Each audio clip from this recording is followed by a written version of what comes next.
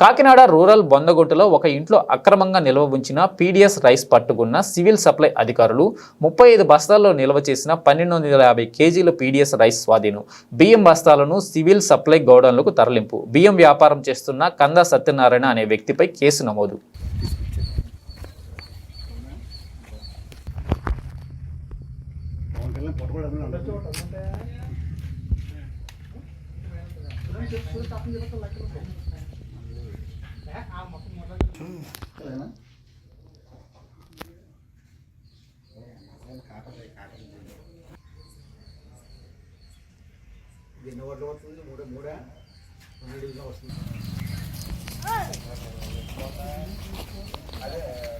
ఏ గ్రూప్లో వచ్చాయి? నాకైతే డైరెక్ట్ ఫోన్ వచ్చింది. త్వరగా వచ్చినాయి వార్తలు. పర్లే నువ్వు అలా ఉండే బాబురా.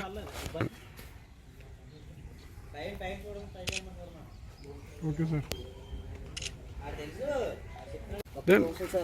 పర్లే నువ్వు అలా ఉండే బాబురా.